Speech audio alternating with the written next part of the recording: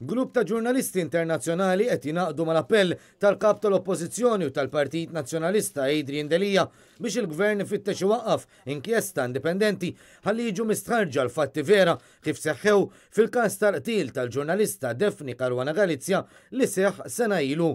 Dan l-appell sar mill-ġurnalisti li jiffurmaw parti minn PEN International, konsorzju ta' ġurnalisti internazzjonali li jaħdmu favur il-libertà tal-espressjoni flaqa mal-Prim Ministru nnifsu f'Kastilja.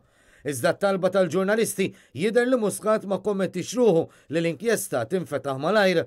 Kienu huma stess li spjegaw l-andament tal-laqa privata mal-Prim Ministru meta fit-tmiema kellmu lill-ġurnalisti Maltin u barranin oħrajn li baqgħu jistennew barra Kastilja. Prime Minister agreed indeed that there would be a public inquiry but did not say that it would happen immediately. Il-ġurnalisti notaw kif is-sitwazzjoni tad-demokrazija f'pajjiżna marret allar fl-aħħar xhur. Barra minn hekk appellaw għal responsabilità politika, partikolarment taċ-ċermen tal-Fondazzjoni Valletta 2018, Jason Micallef, wara l-kummenti ripetuti ta' disprezz li kien għadda fil-konfront tal-ġurnalista maqtula. Iżda hekk kif fadal anqas minn xarejn għat-tmiem tat-terminu tal-Belt Valletta bħala l-Belt Kapitali Ewropea tal-Kultura u allura għal-kariga ta' Jason Micallef kien biss issa li l-Prim Ministru ħass li għandu jaħsibha biex jieħu passi fil-konfront ta' Micallef. In the case of the resignation, they said they would continue studying the thing, so it was not a closed issue.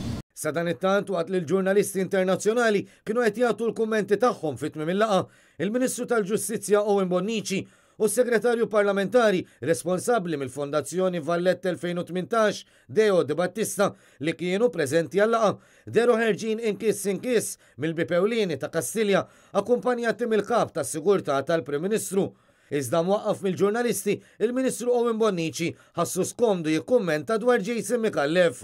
Regarding this issue here, we're speaking about a comment which Mr. Micallef has stated. A hate message, a hate comment against Daphne. It wasn't a hate message against Daphne.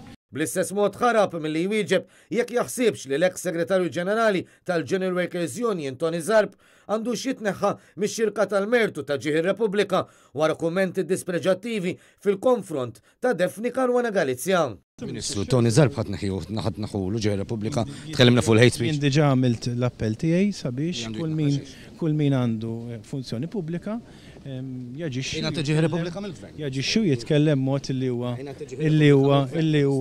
huwa jagħmel dinjità għas-soċjetà kollha. Għandha titneħħielu għal Iva. Thank you.